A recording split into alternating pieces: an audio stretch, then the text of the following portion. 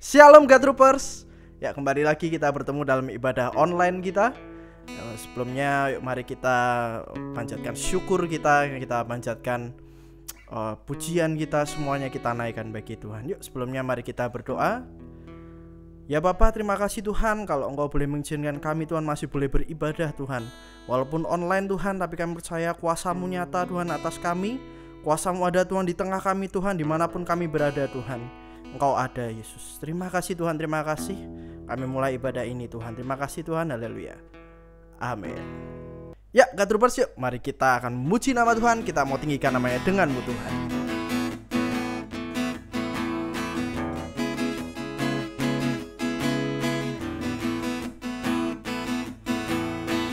Tak pernah ku ragu akan kesetiaan-Mu. Kau pegang hidupku sepenuh jiwaku. Ku yakin dan percaya Kau tuntun langkahku. Yesus, Kaulah Raja dalam hidupku, berkuasa berjaya untuk selamanya. Hanya Kau Tuhan, sumber kekuatan. Kuasa-Mu tercurah bagiku senantiasa. Dengan-Mu Tuhan, ku kan berjalan dari kemuliaan sampai kemuliaan selamanya.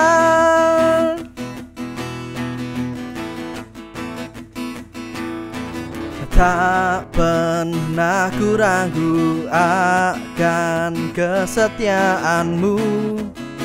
Kau pegang hidupku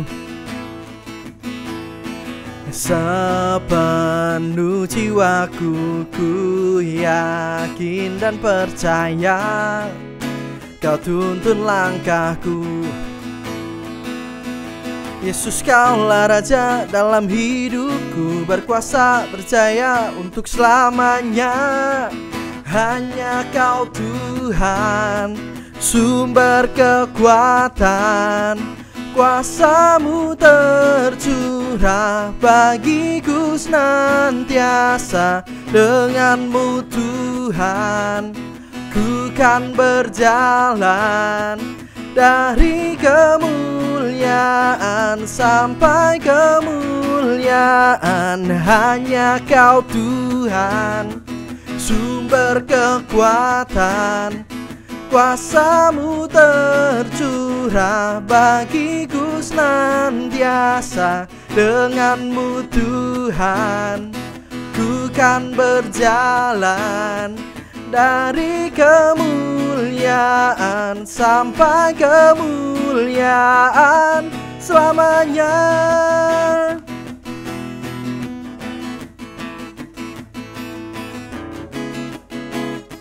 Yuk God Troopers, sekarang mari kita datang di hadapan Tuhan. Mari kita satukan hati kita, mari kita fokuskan hati kita pada Tuhan sebelum kita menerima firman Tuhan.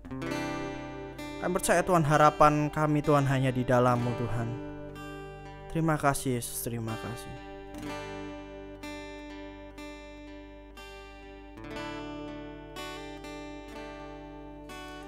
Kasih-Mu, karya-Mu nyata dalamku. Kau pegang hidupku dalam tangan-Mu. Darah-Mu, salib-Mu tebus hidupku. Nama-Mu berkuasa, sanggup bangkitkan.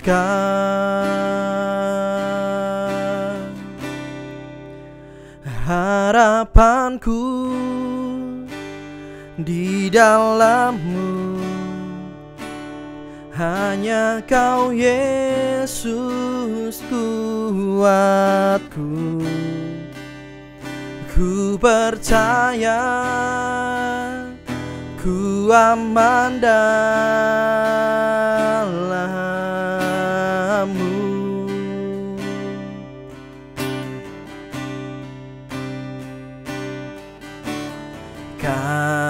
Kasih-Mu, karya-Mu nyata dalamku.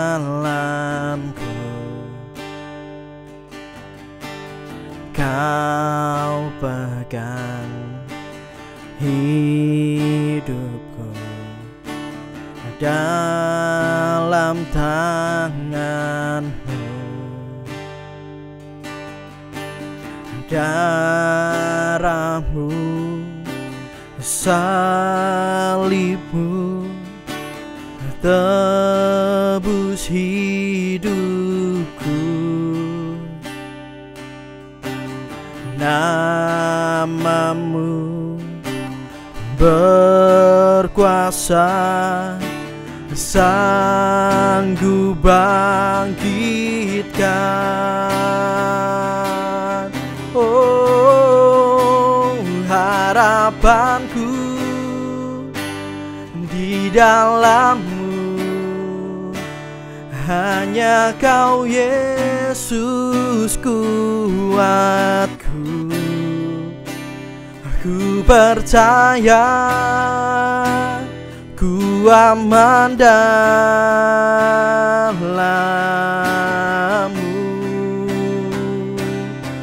Harapanku Tuhan, harapanku di dalam-Mu. Hanya Kau Yesus kuatku. Ku percaya ku aman dalam-Mu.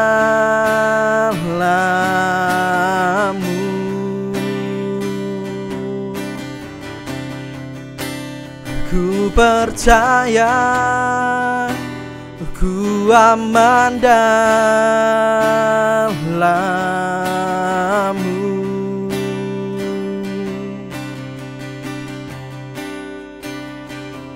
Mari kita berdoa dulu sebelum kita mendengarkan firman Tuhan. Tuhan Yesus, terima kasih kalau sampai hari ini Tuhan masih beri setiap kami kesehatan. Tuhan beri untuk kami bisa menikmati firman-Mu Tuhan. Inilah santapan yang akan kami terima Tuhan, makanan rohani yang daripada-Mu Tuhan, untuk menguatkan baik yang sakit maupun yang sehat Tuhan. Kiranya makanan ini menjadikan setiap kami bertumbuh makin dekat di dalam Engkau. Kami siap mendengarkan firman-Mu Tuhan. Haleluya. Amin. Halo, shalom adik-adik semua yang saya cintai. Hari ini saya ingin memberikan satu firman Tuhan. Firman Tuhan hari ini saya beri judul bertumbuh di masa yang sulit atau bertumbuh di masa yang sukar. Setiap kita tentunya ingin bertumbuh di dalam Tuhan, menjadi orang yang selalu lebih lagi di dalam Tuhan. Sebagai anak-anak Tuhan, kita harus bertumbuh sekalipun di masa yang sukar. Kita akan belajar apa itu masa yang sukar. Salah satu masa yang sukar di mana saat ini anak-anak Tuhan hidup di dunia ini.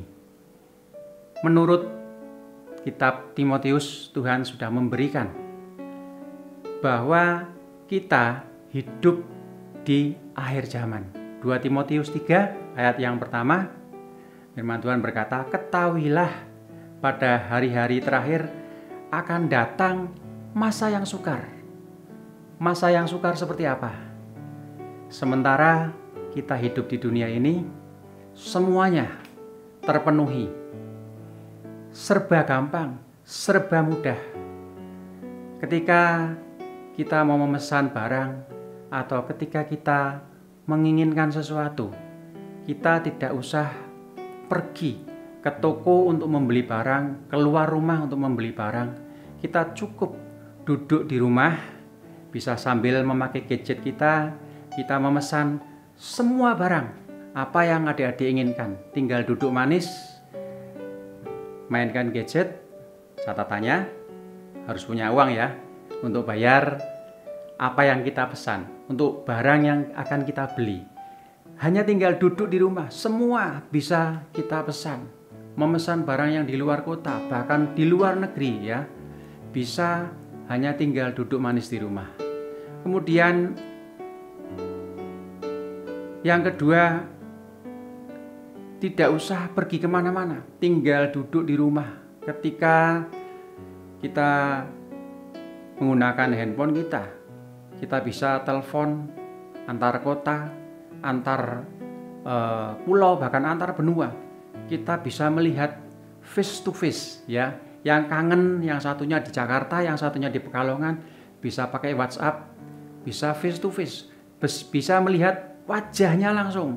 Jadi kalau zaman dulu itu pakai surat, nyampainya itu 1 minggu, ini pakai WhatsApp dan langsung bisa melihat wajahnya. Bagaimana keadaannya, sehat atau ya, kita bisa melihat langsung wajahnya. Kemudian semua jawaban sudah ada. Kita mau tanya apa saja, dari cara buat roti sampai cari Alkitab, cari ayat, semuanya bisa. Hanya tinggal tekan tombol, semua jawaban sudah tersedia. Masa sukar yang seperti apa? Inilah yang disebut dengan masa yang sukar, di mana manusia terikat oleh yang namanya teknologi, sehingga menyita banyak waktu kita dengan Tuhan. Itulah salah satu masa yang sukar yang seperti dikatakan dalam 2 Timotius 3 ayat yang pertama. Masa sukar. Ya, tentunya kita hidup di dalam kemudahan, tetapi justru dengan kemudahan itu, ketika kita tidak bisa menggunakan teknologi dengan baik-baik, kita akan terjerat, kita akan masuk ke dalam satu masa yang sukar. Masa yang sukar tidak bisa mengenal Tuhan. Masa yang sukar karena waktu kita tersita oleh teknologi. Nah, apa yang harus kita lakukan di masa-masa yang sukar ini? Apakah kita masih bisa bertumbuh sebagai anak-anak Tuhan yang harusnya bertumbuh? Apa yang harus kita lakukan? Kita perlu makanan rohani. Setiap kita harus bertumbuh. Apa itu bertumbuh? Bertumbuh itu berarti hidup. Bertumbuh itu berarti berkembang. Bertumbuh itu berarti bertambah dewasa. Yang dulunya kecil, setiap hari diberi makanan, setiap hari bertumbuh dan bertumbuh semakin dewasa. Ketika kita mengenal Allah, pertama kali kita mengenal Allah, roh kita mungkin masih kecil. Alkitab katakan itu sebagai teknon atau anak-anak Allah. Tapi tidak hanya kita menjadi teknon saja, anak-anak Allah, tapi berkembang menjadi dewasa, mempunyai kedewasaan rohani. Itu yang namanya berkembang. Nah, di masa yang sulit, di masa yang sukar, kita terikat oleh teknologi. Masih bisakah kita berkembang, bertumbuh? Dulu ketika ketika SMP menginginkan satu badan yang dengan perut yang six pack dan lengan yang besar, lengan yang kuat, menjadi kebanggaan mungkin setiap laki-laki ya, ingin mempunyai tubuh yang kekar. Satu saat bersama teman-teman pergi ke gym. Kita ikut menjadi anggota gym itu, kita diberi arahan bagaimana caranya menggunakan alatnya, bagaimana cara makan yang baik. Kita latihan, tetapi ternyata setelah beberapa minggu Om jadi bosan dan tidak lagi latihan. Sementara teman-teman terus melanjutkan latihan gym setiap 2 minggu sekali. Mereka pergi ke gym dan latihan. Dan akhirnya singkat cerita setelah setengah tahun, teman-teman kelihatan badannya mulai membesar, perutnya mulai six pack, otot-ototnya mulai kekar. Apa yang mereka lakukan? Yang mereka lakukan adalah melatih terus setiap hari otot-otot mereka dengan beban. Setiap hari harus ada konsisten. Untuk berubah dari anak-anak menjadi dewasa harus konsisten. Setiap hari kita harus memberi makan makanan rohani kepada setiap kita. Kita harus melatih otot kita supaya menjadi badannya besar. Tidak mungkin perubahan dalam sekejap, tetapi ketika kita melakukan secara konsisten, tubuh yang tadinya kecil menjadi besar. Kalau kita melakukan secara konsisten berulang-ulang, roh kita yang tadinya kecil bisa kuat semakin dewasa. Satu ayat sebagai perundangan setiap kita hari ini. Apa yang harus kita lakukan? Konsisten dalam hal apa yang harus kita lakukan? Amsal 4 ayat yang ke-20 sampai 21. Demikian firman Tuhan, "Hai anakku, perhatikanlah perkataanku. Arahkan telingamu kepada ucapanku. Janganlah semua itu menjauh dari matamu. Simpanlah itu di dalam hatimu."